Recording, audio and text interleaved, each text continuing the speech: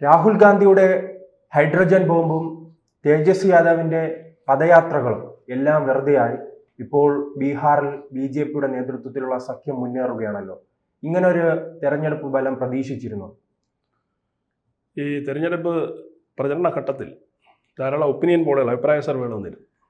അതിനുശേഷം വോട്ടെടുപ്പ് പൂർത്തിയായി 11-ാം തീയതി പൂർത്തിയായതിനു ശേഷം കുറച്ച് എക്സിറ്റ് പോളുകൾ വന്നു. ആ എക്സിറ്റ് പോളുകളിൽ ഏതാണ്ട് ഒരു 8ഓളം ഏജൻസികൾ NDAക്കാണ് ഭൂരിപക്ഷം പ്രവചിച്ചത്. നമ്പറിൽ ചെറിയ വ്യത്യാസം ഉണ്ടെങ്കിൽ പോലും സർക്കാർ രൂപീകരിക്കാൻ ആവശ്യമായ ഭൂരിപക്ഷം NDA സഖ്യത്തിന് ലഭിക്കും എന്നാണ് പ്രഖ്യാപിച്ചത്. എനിക്ക് തോന്നുന്നു ഇന്ത്യയിലെ തെരഞ്ഞെടുപ്പ് ചരിത്രത്തിൽ ഒരുപക്ഷെ ആദ്യമായിട്ടായിരിക്കാം അഭിപ്രായ സർവേയിലും എക്സിറ്റ് പോളിലും ഒരു കക്ഷിക്ക് മാത്രമേ ഭൂരിപക്ഷം കിട്ടുള്ളൂ എന്നുള്ള പ്രവചനം വരുന്നത് ആദ്യമായിട്ടാണ്.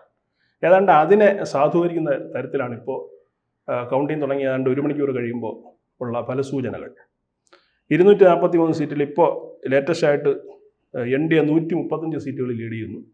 65 സീറ്റുകളിൽ മഹാഗഠബന്ധൻ. അപ്പോൾ ഈ ആദ്യ സൂചനകൾ തന്നെ വളരെ വ്യക്തമാണ്. ഒരു ഭരണ തുടർച്ചയിലേക്ക് നിതീഷ് കുമാറിൻ്റെ സർക്കാർ പോകും എന്നാണ് നമുക്ക് ഈ ആദ്യ സൂചനകളിൽ നിന്ന് മനസ്സിലാവുന്നത്. അല്ല, പക്ഷെ ഞാൻ തുടക്കം സൂചിപ്പിച്ചതുപോലെ തന്നെ രാഹുൽ ഗാന്ധിയുടെ ഇന്ത്യ മുന്നണിയുടെയും തന്ത്രങ്ങളൊന്നും ബീഹാറിൽ നടപ്പിലാക്കാൻ കഴിഞ്ഞില്ലേ? രാഹുൽ ഗാന്ധിക്ക് തന്നെ അത് ബോധ്യപ്പെട്ടല്ലോ. കാര്യം അദ്ദേഹം വോട്ടധികാര യാത്ര നടത്തിയല്ലോ തേജസ്വി യാദവിനൊപ്പം. അല്ല, തെരഞ്ഞെടുപ്പിന് ഒരു ദിവസം മുൻപായിരുന്നു ഹൈഡ്രജൻ ബോംബ് പൊട്ടിച്ചത്. അതെ, ഈ ബോംബ് പൊട്ടിക്കുന്നതിന് മുമ്പ് അദ്ദേഹം ആദ്യം ചെയ്ത് വോട്ട് ചോരി എന്നുള്ള ഒരു ക്യാമ്പയിനുമായിട്ട് 143 നിയോജക മണ്ഡലങ്ങളിൽ അദ്ദേഹം തേജസ്വിക്കൊപ്പം യാത്ര ചെയ്തു. ആ യാത്രയിൽ ചെയ്തപ്പോഴത്തേക്ക് രാജീവ് ഗാന്ധിക്ക് ഒരു തിരിച്ചറിവുണ്ടായി, ഇതുണ്ടെന്ന് പറയാനുണ്ടാവില്ല. അതുകൊണ്ട് അദ്ദേഹം ചെയ്തു, അവിടുന്ന് നൈസിൽ സ്കിപ്പായി. പിന്നീട് ബീഹാർ തിരിഞ്ഞു നോക്കിയിട്ടില്ല. കുളത്തിച്ചാടാനും പോയി. ഇങ്ങനെയുള്ള പല കോപ്രായങ്ങൾ കാണിച്ചിരുന്നു. കുളത്തിൽ ചാടി മീൻ പിടിച്ചു, അത് ഇങ്ങനെയുള്ള പല പരിപാടികളും ചെയ്തു. പക്ഷേ ഈ വോട്ടധികാര യാത്ര അദ്ദേഹത്തിന് കൊടുത്ത വലിയൊരു തിരിച്ചറിവാണ്. കാരണം ബീഹാറിൽ ഇദ്ദേഹം പ്രതീക്ഷിക്കുന്ന പോലെയൊന്നും ഭരണവിരുദ്ധ വികാരം ഇല്ല എന്ന് പുള്ളിക്ക് ഗ്രൗണ്ടിൽ നിന്ന് ബോധ്യപ്പെട്ടു. കാരണം ബൈക്കിലും ഇതിലൊക്കെയാണല്ലോ യാത്ര ചെയ്തത്. അപ്പോൾ ആളുകളുടെ റെസ്പോൺസ് ചെയ്യുന്ന ഏതാണ്ട് പുള്ളിക്ക് മനസ്സിലായി. അതോടുകൂടി തൻ്റെ പ്രതിച്ഛായ സംരക്ഷിക്കാൻ വേണ്ടി മര്യാദയ്ക്ക് ബീഹാറിൽ നിന്ന് മാറിയിരുന്നു. 1-ാം ഘട്ട തെരഞ്ഞെടുപ്പോ 2-ാം ഘട്ട തെരഞ്ഞെടുപ്പ് ഈ സമയത്തൊന്നും അദ്ദേഹം ബീഹാറിൽ പോയില്ല. ഒരു ഉത്തരവാദിത്തപ്പെട്ട നേതാവാണെങ്കിൽ എന്താ ചെയ്യേണ്ടത്? അവിടെ പോകേണ്ടതാണ്. മറ്റൊന്ന്, മഹാഗഠബന്ധൻ്റെ മുഖ്യമന്ത്രി സ്ഥാനാർത്ഥിയെ പ്രഖ്യാപിക്കുന്ന കേസിൽ ഇവർ തമ്മിൽ വലിയൊരു ഒരു തർക്കമുണ്ടായി. അതായത് തേജസ്വി മുഖ്യമന്ത്രി ആവണം എന്ന ആഗ്രഹത്തോടെയാണ് RJD രംഗത്ത് വന്നത്. പക്ഷേ ഇവർക്ക്, ഈ മുന്നണിക്ക്, ഈ മഹാഗഠബന്ധൻ മഹാസഖ്യത്തിന് ഒരു CM കാൻഡിഡേറ്റിനെ പ്രഖ്യാപിക്കാൻ കഴിഞ്ഞില്ല. അവസാനം എന്താ സംഭവിച്ചത്? തേജസ്വി യാദവിനെ ഒരു മീറ്റിംഗ് വിളിച്ചിട്ട് അയാളെ തന്നെ പ്രഖ്യാപിച്ചു, ഞാനാണ് മുഖ്യമന്ത്രി എന്ന്. പിന്നാലെ പോയി ഈ ഒരു ഗതി മുഖ്യമന്ത്രി VIP കൊടുത്തു. കോൺഗ്രസിനൊന്നും. അതെ, ദേശീയ പാർട്ടി എന്ന് അവകാശപ്പെടുന്ന ഈ കോൺഗ്രസിന് പട്ടി വില കൊടുത്തുകൊണ്ടാണ് RJD എന്ത് ചെയ്തത്? സ്വയം അവരെ മുഖ്യമന്ത്രി സ്ഥാനത്ത് പ്രഖ്യാപിച്ചത്. എന്നിട്ട് അവസാനം ഇവരെന്താ പിന്നാലെ പോയി ഒരു തട്ടിക്കൂട്ട് പരിപാടിയോടെ ഒരു മീറ്റിംഗ് വിളിച്ചു കൂട്ടി ഞങ്ങളുടെ സ്ഥാനാർത്ഥി തേജസ്വി യാദവ് പ്രഖ്യാപിക്കുന്ന ഒരു സാഹചര്യത്തിലേക്ക് കോൺഗ്രസ് അത്രയ്ക്ക് ഗതികെട്ട് പോയി രാഹുൽ ഗാന്ധിയുടെ കോൺഗ്രസ്. അപ്പോൾ ഈ പറഞ്ഞതുപോലെ വോട്ട് ചോരി യാത്ര നടത്തിയതുകൊണ്ടോ അല്ലെങ്കിൽ ഈ ഹൈഡ്രജൻ ബോംബ് പൊട്ടിച്ചുകൊണ്ടൊന്നും സാധാരണക്കാരുടെ മനസ്സിലുള്ള അവരുടെ തീരുമാനത്തെ മാറ്റാൻ അദ്ദേഹത്തിന് കഴിയില്ല. വീണ്ടും അദ്ദേഹം പരാജയത്തിനാവുകയാണ്. 100ാമത്തെ തെരഞ്ഞെടുപ്പ് തോൽവിയാണ് രാഹുൽ ഗാന്ധി ഇപ്പോൾ ഫേസ് ചെയ്തുകൊണ്ടിരിക്കുന്നത്. 99 ആളുടെ തോറ്റു കഴിഞ്ഞു. അദ്ദേഹം നേരത്തെ ഏറ്റെടുത്തതിന് ശേഷം സെഞ്ചുറി അടിക്കാൻ പോവുകയാണ്. ഏതാനും മണിക്കൂറകം തോൽവിയുടെ കാര്യത്തിൽ രാഹുൽ ഗാന്ധി സെഞ്ചുറി അടിക്കും. അല്ല, അദ്ദേഹം പരാജയപ്പെടുമ്പോൾ കാരണമായല്ലേ ഉടൻ തന്നെ അടുത്ത ഹൈഡ്രജൻ ബോംബിന് പകരം വേറൊരു ബോംബുമായി വരുമായിരിക്കും ബീഹാറിൽ. അല്ല, അത് ഉറപ്പായിട്ടും വരും. പക്ഷെ അത് 2026 തെരഞ്ഞെടുപ്പ് ഒരു 6 സംസ്ഥാനങ്ങൾ നടക്കുന്നുണ്ടല്ലോ, കേരളം അവിടെ. ആ സമയത്ത് പുള്ളി അങ്ങനെയല്ലേ വരത്തുള്ളൂ. അല്ലാതെ ഒരു ഇഷ്യൂ ജെനുവിൻ ആണ് എന്നുണ്ടെങ്കിൽ അത് ആ സമയത്ത് വേണം പറയാൻ. തെരഞ്ഞെടുപ്പ് കഴിഞ്ഞാൽ 45 ദിവസം പരാതിപ്പെടാനുള്ള അവസരമുണ്ട്. ഇദ്ദേഹം ആവശ്യപ്പെടുന്ന CCTV ഫുട്ടേജ് അടക്കം എന്ത് വേണമെങ്കിലും ഇലക്ഷൻ കമ്മീഷൻ കൊടുക്കും. പക്ഷെ അതിനൊരു നിയമ പ്രക്രിയയുണ്ട്. 45 ഡേയ്സിനുള്ളിൽ എന്ത് ചെയ്യണം? നമ്മൾ കംപ്ലൈന്റ് രജിസ്റ്റർ ചെയ്യണം. അതെ, അദ്ദേഹത്തിന് പരാതി ഉണ്ടെങ്കിൽ അവിടെ ഒരു അട്ടിമറി തോന്നുകയാണെങ്കിൽ ഇന്ന് തൊട്ട് പ്രവർത്തിക്കണം അല്ലേ? അദ്ദേഹം കണ്ടെത്താനുള്ള ശ്രമങ്ങൾ നടത്തണം. തീർച്ചയായിട്ടും. റിസൾട്ട് പ്രഖ്യാപിച്ചു കഴിഞ്ഞാൽ 45 ദിവസമാണ് ഇലക്ഷൻ കമ്മീഷൻ കൊടുക്കുന്ന സമയം പരാതിപ്പെടാനായിട്ട്. സ്ഥാനാർത്ഥി പരാതിപ്പെടാം. ഏജന്റ് കോൺഗ്രസ്സുകാരോട് പറയാനുള്ള, നിങ്ങൾക്ക് പരാതി ഉണ്ടെങ്കിൽ 45 ദിവസം സമയമുണ്ട്, ഇതിനിടയിൽ വരിക.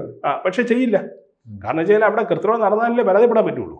ഇപ്പോൾ ഈ മഹാരാഷ്ട്രയുടെയും അല്ലെങ്കിൽ തന്നെ നമ്മുടെ കർണാടകയുടെയും കേസിൽ ഇദ്ദേഹം പറഞ്ഞു അഴിമതി നടന്നു എന്ന് പറഞ്ഞു. അതുപോലെ ഏറ്റവും അവസാനം ഹരിയാനയിലെ പ്രശ്നം പറഞ്ഞു. പക്ഷേ ഇവിടെ ഒന്നും അവരുടെ സ്ഥാനാർത്ഥികളോ ഏജന്റുകളോ ഒന്നും പരാതി കൊടുത്തിട്ടില്ല. കൊടുത്ത പരാതിയൊക്കെ ഇലക്ഷൻ കമ്മീഷൻ പരിഹരിക്കുകയും ചെയ്തു. അപ്പോൾ ഇത് വെറും ഒരു ഉടായിപ്പാണ്. സാധാരണ ജനങ്ങളുടെ മനസ്സിൽ എന്ത് ചെയ്യുക, ഒരു തെറ്റിദ്ധാരണ വരുത്തുക എന്നുള്ളതാണ് ഇദ്ദേഹത്തിൻ്റെ പ്രധാനപ്പെട്ട ലക്ഷ്യം. അതായത് ഉണ്ടയില്ല വെടി എന്ന് പറയും. ഇദ്ദേഹം വെച്ച സാധനങ്ങളെല്ലാം ഉണ്ടയില്ല വെടിയാണ്. അതുകൊണ്ട് ആർക്കും ഒരു എന്താണ് പരിക്കും പറ്റാത്ത ഒരു സംഭവമാണ്. പുള്ളിക്കൊരു സംതൃപ്തി, ഞാൻ കുറച്ച് ആളുകൾ എന്ത് ചെയ്തു, തെറ്റിദ്ധരിപ്പിച്ചു എന്നുള്ളതാണ്. പക്ഷേ ഇതിൽ ഏറ്റവും വലിയൊരു വിഷയം എന്ന് പറയുന്നത്, ഈ കോൺഗ്രസ് പാർട്ടിയുടെ മുതിർന്ന കുറേ നേതാക്കളുണ്ടല്ലോ, വർഷങ്ങളായി ഈ പാർട്ടിക്ക് ഇപ്പോൾ ഖാർഗെ അടക്കമുള്ള ആളുകൾ, ഇവർ ഈ പറഞ്ഞ ഇയാളെ ഒന്ന് പറഞ്ഞ് ബോധ്യപ്പെടുത്തിക്കൂടി.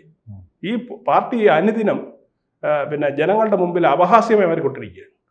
വേറെ ഈ നമ്മുടെയൊക്കെ നാട്ടിലുള്ള കൊച്ചു കൊച്ചു പാർട്ടികളെക്കാളും ഗതികെട്ടിലേക്ക് ഈ പാർട്ടി പോകണം. ദേശീയ പാർട്ടി അവകാശപ്പെടുകയും ഞാൻ പ്രധാനമന്ത്രിയാവും എന്ന് അവകാശപ്പെടുന്ന രാഹുൽ ഗാന്ധിയുടെ പാർട്ടിക്ക് പറ്റുന്ന ഗതികേടാണ്. ബീഹാർ ഇലക്ഷൻ തന്നെയാണ് സംഭവിക്കാൻ പോകുന്നത്. ഓരോ ദിവസം കഴിയും തോറും കൂടുതൽ പരിഹാസ്യരായി ജനങ്ങളുടെ മനസ്സിൽ വെറുക്കപ്പെട്ടവരായി മാറുന്ന സാഹചര്യമാണ് കോൺഗ്രസിനിപ്പോൾ വന്നുകൊണ്ടിരിക്കുന്നത്. അല്ല, അപ്പോൾ ബീഹാറിൽ ഇപ്പോഴും മോദി തരംഗമുണ്ടോ? പലരും പറയുന്നത് കേട്ടു മോദി തരംഗം അവസാനിച്ചു എന്ന്. അപ്പോൾ ബീഹാറിന്റെ വിജയം ഉണ്ടാകുമ്പോൾ അതിൽ ഒരു പങ്കെങ്കിലും മോദിക്കും അർഹതപ്പെട്ടവരും. രണ്ടാമത്തെ പിന്നെ ഘട്ട തെരഞ്ഞെടുപ്പ് നടക്കുന്നതിൻ്റെ ഒരു തെരഞ്ഞെടുപ്പ് റാലിയിൽ കേന്ദ്ര ആഭ്യന്തരമന്ത്രി അമിത്ഷാ പങ്കെടുത്തിരുന്നു. അതിൽ അദ്ദേഹം പറഞ്ഞത് 160 സീറ്റ് NDA മുന്നണി നേടുമെന്നാണ്.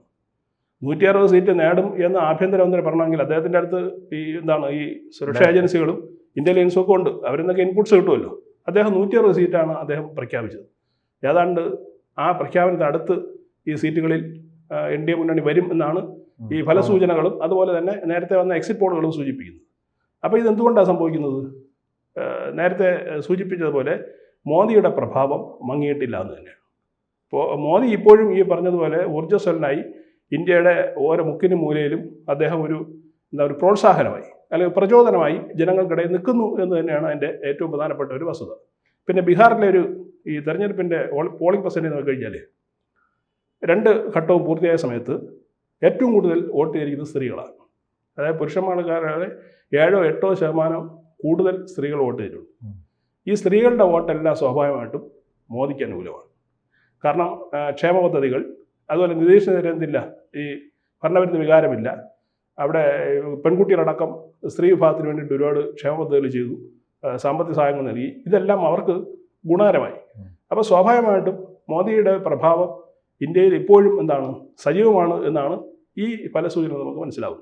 ഈ തുടർ പരാജയങ്ങൾ ഉണ്ടായതിനു ശേഷം ഇപ്പോൾ മഹാരാഷ്ട്ര, ഹരിയാന, ഡൽഹി അടക്കമുള്ള വിവിധ സംസ്ഥാനങ്ങളിൽ തുടർ പരാജയങ്ങൾ ഉണ്ടായിട്ടും എന്തുകൊണ്ട് ഇന്ത്യ മുന്നണിക്ക് ഇത് ഉൾക്കൊള്ളാൻ കഴിയുന്നില്ല? തങ്ങൾ പരാജയപ്പെട്ടു എന്ന് അവർ സമ്മതിക്കുന്നില്ല. അതിന് നമ്മൾ തോറ്റു എന്ന് സമ്മതിച്ചാൽ മാത്രമേ അടുത്ത് വിജയിക്കാനുള്ള ശ്രമം നടത്താൻ കഴിയുള്ളൂ. ഇതിപ്പോൾ അവർ തോറ്റു എന്ന് സമ്മതിക്കുന്നില്ല. ഈ തെരഞ്ഞെടുപ്പിലെങ്കിലും സമ്മതിക്കുമോ? അല്ല, അതിന് കാരണം ഈ പറഞ്ഞ പോലെ ന്യൂനപക്ഷ പ്രകടനം മാത്രമാണ്. ഞാൻ നോക്കിയിട്ട് മറ്റു കാരണങ്ങളൊന്നും കാണുന്നില്ല.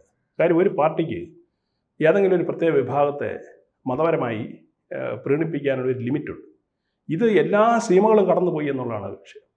ഒരു 2 ആഴ്ച മുമ്പ് നമ്മുടെ ഒരു ബൈ ഇലക്ഷൻ ഉണ്ടായിരുന്നു തെലങ്കാനയിൽ. അവിടെ ജൂബിലി ഹിൽസ് എന്ന് പറഞ്ഞ സീറ്റിലേക്ക് പിന്നെ പ്രചാരണ സമയത്ത് മുഖ്യമന്ത്രി പറഞ്ഞത് കോൺഗ്രസ് എന്നാൽ മുസ്ലിം എന്നാൽ കോൺഗ്രസ് എന്ന് ഒരു കോൺഗ്രസിൻ്റെ മുഖ്യമന്ത്രി പരസ്യമായിട്ട് പ്രഖ്യാപിക്കുക. ഏതാണ്ട് ഇത് തന്നെയാണ് കോൺഗ്രസിൻ്റെ പൊതു നയവും. രാഹുൽ ഗാന്ധി അതിനുവേണ്ടിയാണ് നിൽക്കുന്നത്. ഇത് മറ്റു വിഭാഗങ്ങൾ കാണുകയല്ലേ. നിങ്ങൾ നിങ്ങൾക്ക് ഏതെങ്കിലും വിഭാഗത്തോട് നിങ്ങൾക്ക് ഒരു പ്രകടനം ആവാം, പക്ഷെ അത് ഒരു ലിമിറ്റുണ്ട്, അവരുടെ വോട്ട് ശേഖരിക്കാനുണ്ട്. ഇത് അങ്ങനെയല്ലല്ലോ. ഇത് വളരെ ബ്ലൈൻഡ് ആയിട്ട് ചിലപ്പോൾ മുസ്ലിം ലീഗ് പോലും ഇങ്ങനെ പറയില്ല. തീർച്ചയായിട്ടും അല്ല, മുസ്ലിം ലീഗ് അപ്രസക്തമാകാൻ പോവാണ്. ഈ കോൺഗ്രസ് ഇങ്ങനെയാണ് പോകണമെങ്കിലേ മുസ്ലിം ലീഗിൻ്റെ ആവശ്യം ഇവിടെ ഇല്ലല്ലോ. കോൺഗ്രസ് തന്നെ മതിയല്ലോ. കാര്യം അവർ ദേശീയ പാർട്ടിയാണ്, ഇവർ കേരളത്തിൽ മാത്രം ഒതുങ്ങി നിൽക്കുന്നതാണ്. മറ്റേത് ഇന്ത്യ എല്ലായിടത്തുണ്ട്. മുസ്ലിം ലീഗ് ഓട്ടോമാറ്റിക്കായിട്ട് കോൺഗ്രസിൽ ലയിച്ചു പോകുന്നതായിരിക്കും നല്ലത്. അപ്പോൾ കോൺഗ്രസിൻ്റെ നിരന്തരമായ പരാജയത്തിന് തുടർന്ന് വരെ പ്രധാനപ്പെട്ട റീസൺ ഈ പ്രീണനമാണ്. 2, ഇവരിലെ ഐക്യമില്ലായ്മ. കാരണം രാഹുൽ ഗാന്ധി അംഗീകരിക്കാൻ മറ്റു പാർട്ടിക്കാർ തയ്യാറല്ല. എന്താ കാര്യം? അയാൾക്ക് ഇപ്പോഴും പക്വത വന്നിട്ടില്ല. ഇന്ത്യ എന്താണെന്നോ, ഇന്ത്യയുടെ രാഷ്ട്രീയം എന്താണെന്നോ, ഇന്ത്യയുടെ ജനങ്ങൾക്ക് എന്താണ് ആവശ്യമെന്നോ അയാൾക്ക് തിരിച്ചറിയാൻ കഴിഞ്ഞിട്ടില്ല. ഇതിലൊരു അസംതൃപ്ത ഒരുപാട് ആളുകളുണ്ട് ഈ മുന്നണികളിലൊക്കെ. അവരൊക്കെ പിന്നെ നിൽക്കുന്നത് എന്തുകൊണ്ടാണ്? വേറെ നിവൃത്തിയില്ല. നിരന്തരം മോദിയെ ചീത്ത വിളിച്ചിട്ട് അങ്ങോട്ടേക്ക് കയറാൻ മാർഗ്ഗമില്ല. അപ്പോൾ അതുകൊണ്ട് ഇതെല്ലാം സഹിച്ചും ക്ഷമിച്ചും ഇവർ ഇതിനോടൊപ്പം നിൽക്കുകയാണ്. പക്ഷേ ഇത് അധിക ദൂരം പോകത്തില്ല. 2026 8 സംസ്ഥാന തെരഞ്ഞെടുപ്പ് നടക്കാൻ പോവുകയാണ്. അതിനു മുമ്പ് തന്നെ ഇപ്പോൾ ഈ മഹാഗഠബന്ധൻ അല്ലെങ്കിൽ ഇന്ത്യ മുന്നണി നിൽക്കുന്ന കക്ഷികളിൽ നിന്നും പലരും NDAയിലേക്ക് ചാടാനുള്ള സാധ്യത ഈ ബീഹാർ തെരഞ്ഞെടുപ്പോടുകൂടി ഉണ്ടാവും. കൂടുതൽ വാർത്തകളും വിശേഷങ്ങളും നിങ്ങളിലേക്ക് എത്താൻ ABC മലയാളം സബ്സ്ക്രൈബ് ചെയ്യുക, ബെൽ ബട്ടണും അമർത്തുക.